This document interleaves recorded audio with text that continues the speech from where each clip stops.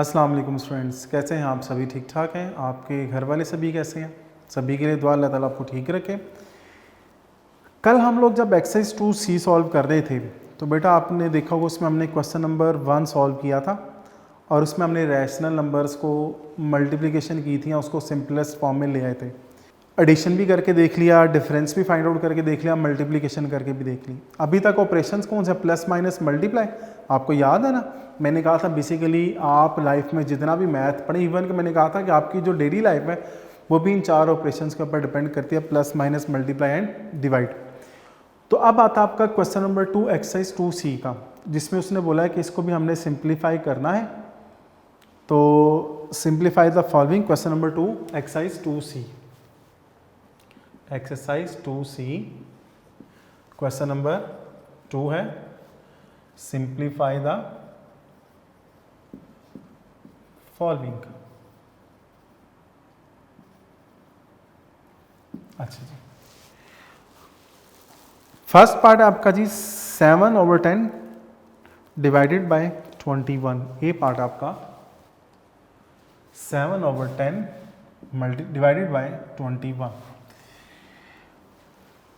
आप लोगों ने एक बात ज़रा जहन नशीन कर लेनी है, या एक बात आप लोगों ने जहन में बिठा लेनी है। वो क्या कि सभी बच्चों को डेफिनेटली मालूम है कि जिसका डिनोमिनेटर कुछ नहीं तो उसका डिनोमिनेटर क्या होता है 1। एक तो ये बात होगी। दूसरी बात, अब हमने डिवीजन को कन्वर्ट करना है मल्टीप्लिकेशन में। डिवीजन किस में कन्वर्ट करना है? मल्टीप्लिकेशन में। तो याद रखना, जब मल्टीप्लिकेशन में कन्वर्ट करेंगे तो नेक्स्ट वैल्यू का रेसिप्रोकल आ जाता है। क्या आ जाता है? रेसिप्रोकल। क्या आ जाता है जी? रेसिप्रोकल। मैं लिख देता हूँ। रेसिप्रोकल में क्या होता है कि आपने न्यूमरेटर और डिनोमिनेटर की प्लेस चेंज कर देनी है। कोई कटिंग होती नजर आ रही है इसमें? 7/10 मल्टीप्लाइड बाय 1/21। 7 3 21 हो जाता है। वेरी गुड जी। तो 10 3 क्या हो जाएंगे? 30। देखिए कितना आसान सा क्वेश्चन था। है ये भी मल्टीप्लिकेशन है, लेकिन क्या कि हमने डिवीजन को पहले किस में कन्वर्ट कर दिया? मल्टीप्लिकेशन में। तो ये तो क्वेश्चन नंबर 1 की तरह हो जाता है। हो जाता कि नहीं हो जाता? अच्छा जी, नेक्स्ट आपका आता है जी बी पार्ट, जो आप खुद सॉल्व करेंगे। मैं डी पार्ट की तरफ आता हूँ। 1/9/10। सी पार्ट है 1/9/10 डिवाइडेड बाय 38/39 जी, 38/39। तो मेरा बेटा 10/1 क्या होगा?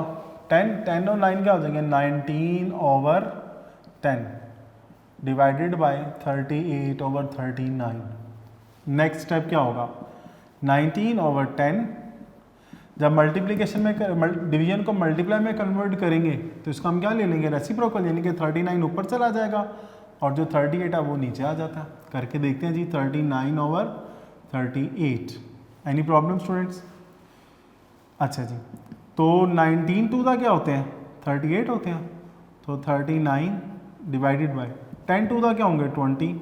कोई कटिंग होती नज़र आ रही है? नहीं आ रही। अब आंसर हमने कैसे लिखना है इसका? सबसे पहली बात, 39 को हम डिवाइड करेंगे 20 पे। 21 था 20, तो रिमाइंडर क्या आ गया बेटा जी? 9 and 1 19। तो तरीका मैंने क्या बताया भाई? Quotient remainder over divided. तो मुझे ये बताइए कि कोशेंट आपके पास क्या आ रहा है? 1, रिमाइंडर क्या है? 19, और किस पे डिवाइड किया जा रहा था? 20 पे। आसान से ही है ना बेटा जी? अभी तक कोई मुश्किल तो नहीं हुई। अच्छा जी, नेक्स्ट आपके पास आता है इसका डी पार्ट, आप खुद करेंगे। मैं आ रहा हूँ ई पार्ट पे। 26/1/2 26/1/2 डिवाइडेड बाय 53/60 53/60। चलें जी, 26 को 2 से मल्टीप्लाई करें मेरा बेटा, बताएं क्या आता है? 52। वेरी गुड जी।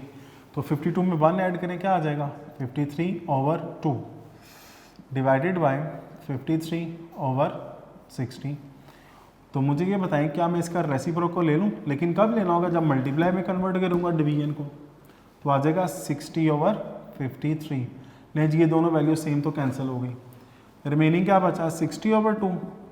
तो 2 3 6 30 आ जाएगा। नहीं जी, आपके पास 30 आंसर आ जाता है। देखिए आसान से क्वेश्चन है बिल्कुल। कोई प्रॉब्लम तो नहीं ना हो रही समझने में? शाबाश। अब आता है हमारे पास एफ पार्ट।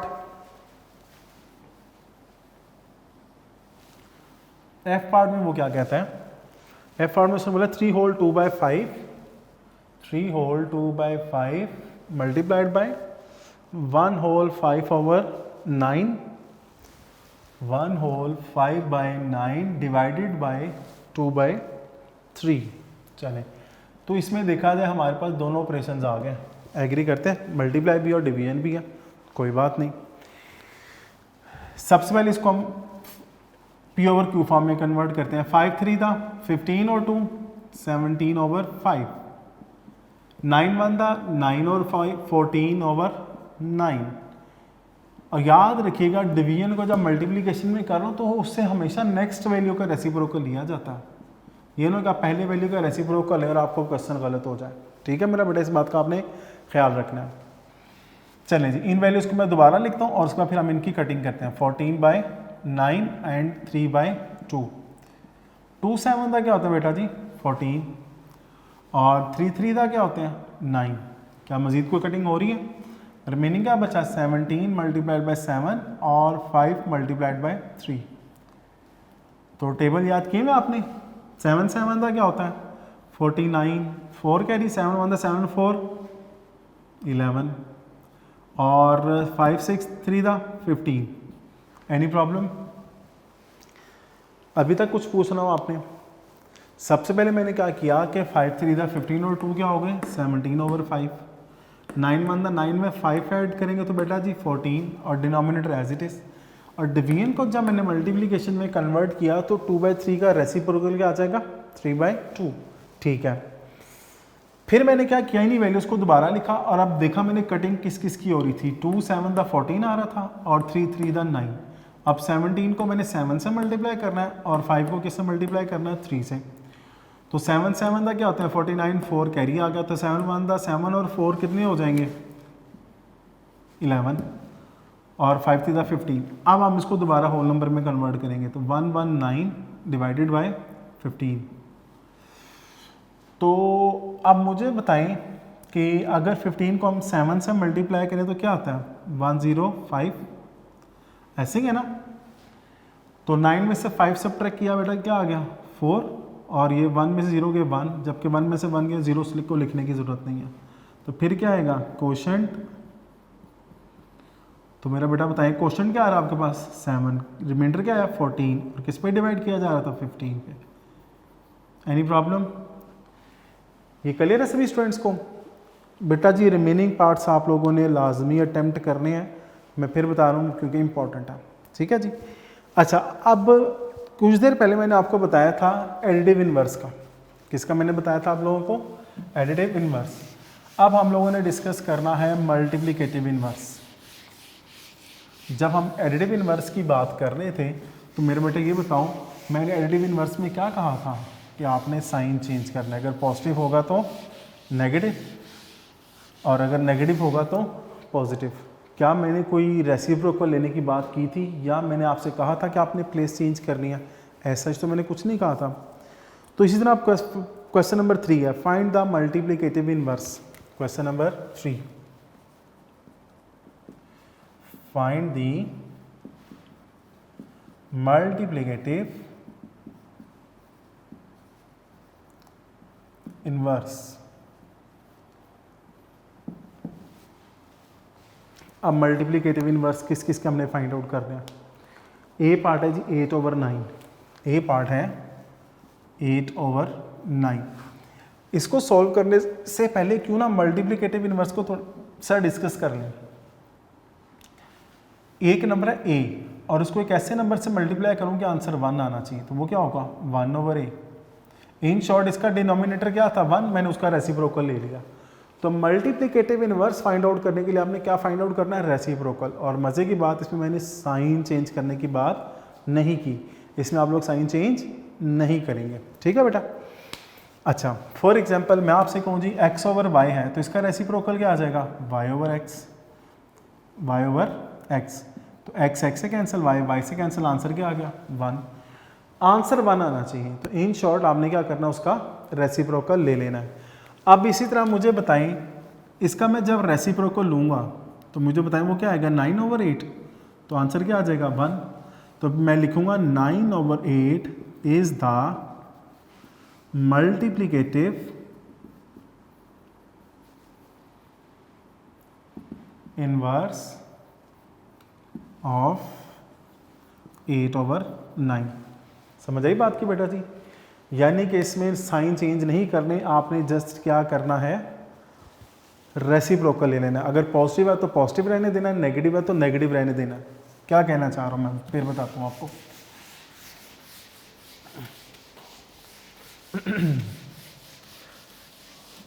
अगर आपको एडिटिव इनवर्स और मल्टीप्लिकेटिव इनवर्स का समझ आ जाती है तो एडिटिव इनवर्स में हमने क्या करना होता है, साइन चेंज, और मल्टीप्लिकेटिव इनवर्स में हमने क्या करना होता है, रेसिप्रोकल। अब बी पार्ट आपके पास आ रहा है 32/33।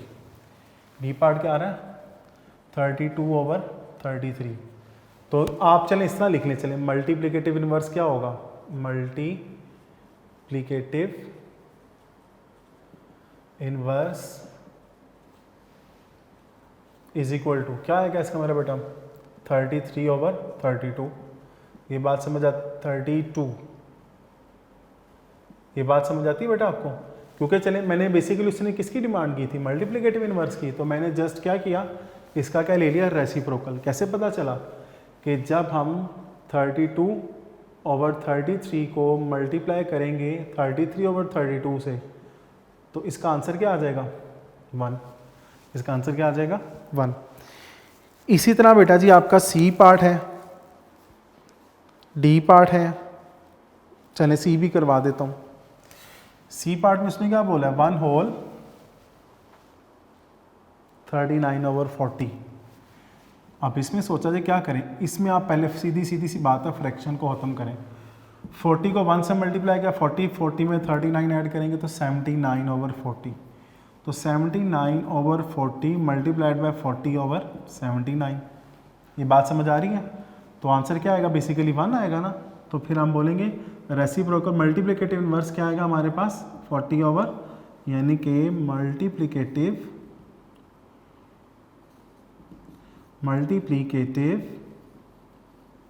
Inverse is equal to 40/79। नहीं जी मैंने 9 भी उलट लिख दिया। ठीक है बेटा, समझ आ गई बात की? तो आपने मल्टीप्लिकेटिव में क्या करना होता है, रेसिप्रोकल लेना होता है। कि आपके पास 79/40 आया था तो इसका रेसिप्रोकल क्या बनेगा 40/79। इन शॉर्ट जब मल्टीप्लाई किया तो आंसर 1 आ रहा है ना, तो उसका वो मल्टीप्लिकेटिव इनवर्स है। तो if the product of two number is 1, if the product of two number is 1, then these two numbers are multiplicative inverse of each other। जब उसकी हमने बात की थी एडिशन की, तो if the sum of two number is 0 then these two numbers are additive inverse। अब हम किसकी बात कर रहे हैं जी, मल्टीप्लिकेटिव इनवर्स की। तो if the product of two number is 1 then these two numbers are multiplicative inverse of each other। ठीक होगा बेटा जी? इसके जो रिमेनिंग पार्ट्स हैं वो आपने अटैम्प्ट करने हैं, तो देखते हैं आप उसमें क्या करते हैं। परेशान ना होइएगा, आसान सा काम है बिल्कुल। और ये तो वो क्वेश्चन थे समझ जो फ्री के मार्क्स हैं आपके, शॉर्ट क्वेश्चन आ जाए तब भी, MCQs आ जाते हैं तब भी। अच्छा जी, अब आते हैं हम नेक्स्ट क्वेश्चन नंबर। हाँ, बल्कि एक्सरसाइज हमारी ये कंप्लीट हो जाती है। ठीक है जी, तो अब आपने क्या करना है जी, एक्सरसाइज 2D की तरफ आते हैं। बड़ी इंपॉर्टेंट है specially with respect to long questions. ठीक है जी, शॉर्ट तो इसमें 1-2 हैं ही हैं, कुछ लॉन्ग भी हैं। तो क्वेश्चन नंबर 1 है एक्सरसाइज 2D का। एक्सरसाइज 2D क्वेश्चन नंबर 1 में उसने बोला verify the following. Question number 1 है वेरीफाई द फॉलोइंग। अच्छा, ए पार्ट क्या आपका 1/3 + 4/9। 1/3 + 4/9 इज इक्वल टू 4/9 + 1/3। मेरा बेटा जरा एक बात ज़हन में रखिएगा, इसमें मैंने प्लेस चेंज किया, ऐसे ही है। आपको याद है मैंने क्या कहा था कि अगर 2 + 3 इज इक्वल टू 3 + 2 हो जाता है तो डेफिनेटली दोनों का आंसर क्या आएगा, सेम आएगा। तो इस प्रॉपर्टी को हमने कॉम्यूटेटिव प्रॉपर्टी का नाम दिया था कि नहीं दिया था? इसमें भी हमने शो दैट करना है कि ये वेरीफाई होता कि नहीं होता, left hand side right hand side की इक्वल आती है या नहीं आती। आपके पास दोनों ऑप्शन है कि left hand side separate solve कर लें, right hand side separate solve कर लें, और बाद में बता दें कि दोनों इक्वल है, और अगर कंबाइन लेके चलना चाहते हैं इट्स अप टू यू। चलें मुझे बताएं इसका एलसीएम क्या आएगा? 9, क्योंकि आपको पता है 9 जो है वो 3 पे डिवाइड हो जाता है, तो 3 को मैं किससे मल्टीप्लाई करूँगा? 9 आए 3 से, 3 3 9, और मैंने कहा था जब ये दोनों वैल्यू सेम हो जाए तो ऊपर वाली वैल्यू एज इट इज़। इसका भी एलसीएम क्या आएगा? 9। अब ये दोनों वैल्यू सेम हो गया, ऊपर वाली value as it is, plus 3 को किससे मल्टीप्लाई करूँगा? 9 आए 3 से, लो जी मैंने ऊपर 3 से मल्टीप्लाई कर दिया। 3 1 दा 3, 4 एज इट इज़, 4 प्लस 3 1 दा 3 over 9 as it is, 7 over 9 is equal to 7 over 9। Hence verified. In short कि हमने वेरीफाई कर दिया कि लेफ्ट हैंड साइड किसकी इक्वल आ रही है, ठीक है ना। यहाँ हम लिखेंगे कि इन शॉर्ट लिख लें हैंस दिस सम, यहाँ left hand side is equal to right hand side, hence verified आप लिख दें। Left hand side is equal to right hand side, hence verified. चलिए जी थोड़ा सा नीट लिख देता हूँ, ठीक है जी। तो इस बात का आप लोगों ने ख्याल रखा, लाजमी नेट पे बता देना है, क्योंकि इस वेरीफाई करने का पूछा ना उसने, तो हम बताएंगे हाँ जी ये वेरीफाई हो गया, ठीक है बेटा। अब हम आते हैं इसके बी पार्ट की तरफ। बी पार्ट इसका है जी 21 over 22 plus 2 whole 4 over 11, 21 over 22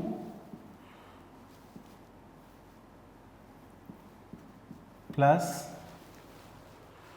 2 whole 4 over 11, 2 whole 4 over 11, ये बी पार्ट है, इज इक्वल टू, अब डेफिनेटली इसकी प्लेस चेंज करेंगे हम, 2 होल 4 ओवर 11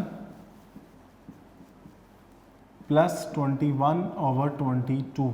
चले जी 21 ओवर 22 प्लस 11 टू था 22, 22 में 4 ऐड करें क्या आएगा बेटा?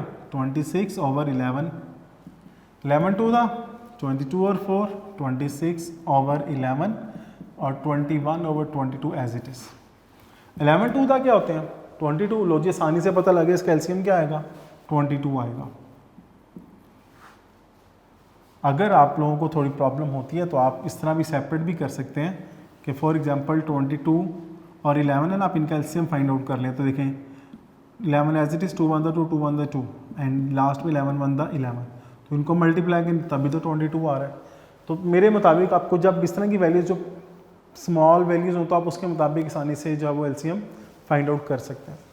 ये दोनों वैल्यू सेम हो गई हैं, तो इसका मतलब 21 एज इट इज़ आ जाएगा। 26 मल्टीप्लाइड में 11 को किससे मल्टीप्लाई करोगे? 22 आए 2 से, वेरी गुड जी। इसका एलसीएम फिर इस तरह क्या आएगा? 22। 26 मल्टीप्लाइड में बताएं 11 को किससे मल्टीप्लाई करोगे? 22 आए, बोले 2 से, शाबाश। ये दोनों सेम हो गए, जिसका मतलब 21 एज इट इज़। 21 प्लस 52, क्योंकि 26 को 2 से मल्टीप्लाई करें क्या आएगा? 52 ओवर 22। 26 को 2 से मल्टीप्लाई किया 52 plus 21 as it is over 22। इन दोनों को ऐड करें बेटा जी, 2 और 1 कितने होते हैं? 3, और 5 और 2 कितने हो जाएंगे? 7 ओवर 22। तो इधर भी देखा जाए 73 ओवर 22। तो बताएं लेफ्ट हैंड साइड किसकी इक्वल आ रही है? राइट हैंड साइड की इक्वल आ रही है। और अगर होल नंबर में कन्वर्ट करना चाहिए इट्स अप टू यू, तो हम नीचे लिखेंगे left hand side is equal to right hand side, hence proved.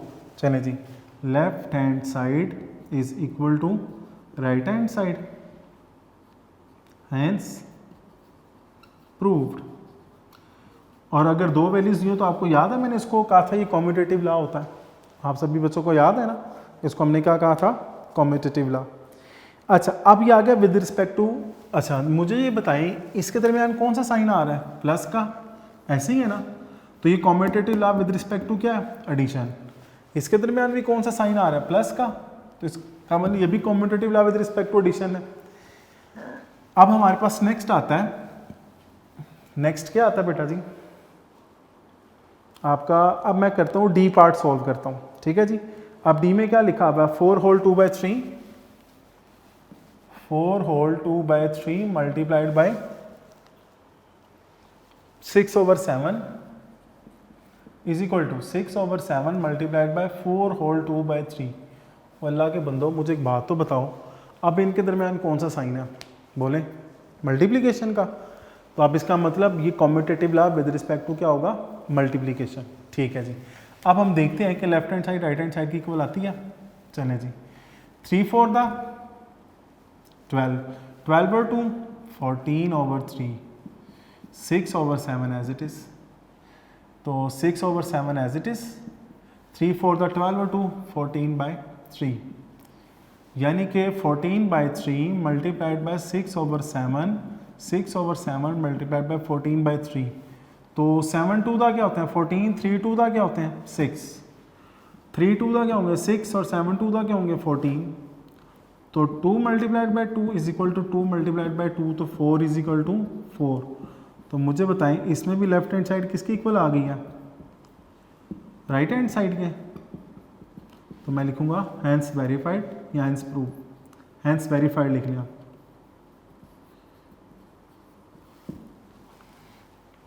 इसको भी मैं वेरीफाइड कर, क्योंकि वेरीफाई करने का वेरीफाइड कर देता हूँ जी, यानी जी हैंस वेरीफाइड, ताकि आपको स्टेटमेंट के मुताबिक कोई कन्फ्यूजन ना हो।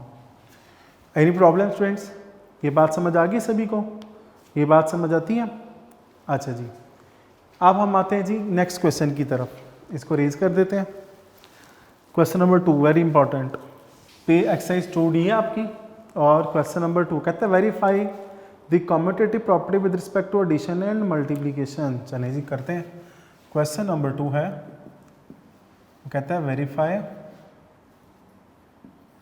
द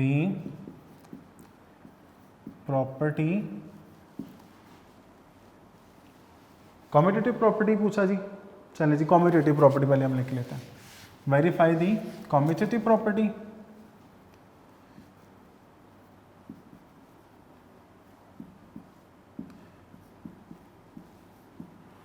उसने दोनों बातें कही हैं। एक उसने बोला है कि with respect to addition and last में उसने क्या बोला है? मल्टीप्लिकेशन। चलें जी कोई मसला नहीं, अभी कर लेते हैं। अब उसमें पार्ट कौन कौन से दिए हुए हैं, नंबर्स कौन कौन से दिए हुए हैं? एक है जी 8/9 एंड 9/10, 8/9 एंड 9/10। बेटा जी ये दो नंबर दे दिए गए हैं जिसके थ्रू हमने कम्यूटेटिव प्रॉपर्टी को प्रूव करना है, और commutative property with respect to addition भी और विद रिस्पेक्ट टू मल्टीप्लिकेशन भी है। चलें जी फर्स्ट पार्ट इसको हम ए बना लेते हैं कि हमने शो दैट करना है 8/9 plus 9/10 is equal to 9/10 plus 8/9। तो मैंने जस्ट इतना किया कि इनकी प्लेस चेंज कर दिया, तो ये commutative property with respect to क्या हो जाएगी? एडिशन। अब हमने वेरीफाई भी तो करना है, जस्ट लिखना तो नहीं है। ठीक है बेटा 9 और 10 देखा जब मल्टीप्लाई करें तो 90 है, इसका एलसीएम क्या आ जाएगा? 90। अगर नहीं समझ आती तो आपने क्या करना है 9 और 10 को इस तरह सॉल्व कर लेना। चलें जी ये तो आपको आसानी से, क्योंकि इसमें देखा जाए 2 5 तक क्या होंगे 10, उसके बाद 3 3 9, 3 3 3 1 3, और लास्ट में क्या आएगा 5 1 5। तो मेरा बेटा 2 3 6, 6 3 18, और 18 5 90। तो यहाँ पर ये भी तरीका है ना, 2 5 10 होते हैं और 3 3 9, तो 9 10 90 एक ही बात है जो मैंने पहले लिख दिया हुआ था। 8 मल्टीप्लाइड बाय, मुझे बताएं 9 को किससे मल्टीप्लाई करूँगा 90 आ जाए 10 से। ठीक है जी 9 मल्टीप्लाइड बाय 10 को किससे मल्टीप्लाई करूँगा 90 आए 9 से। राइट हैंड साइड में भी सेम एज इट इज़ क्या एलसीएम आ जाएगा 90। तो 9 मल्टीप्लाइड बाय 10 को किससे मल्टीप्लाई करूँगा 90 आ जाए बेटा 9 से, शाबाश। और 8 मल्टीप्लाइड बाय 9 को किससे मल्टीप्लाई करूँगा 90 आए 10 से। 8 10 दा क्या होते हैं 80, और 9 9 दा 81 ओवर 90, 9 9 दा 81 और 8 10 दा 80 divided by 90।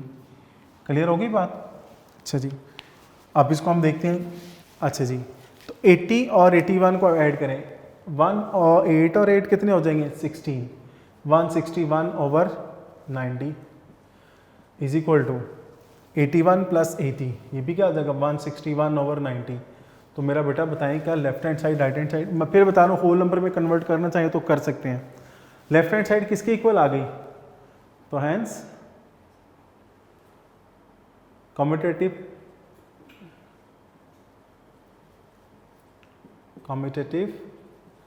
Property with respect to addition या commutative property is obeyed with respect to addition।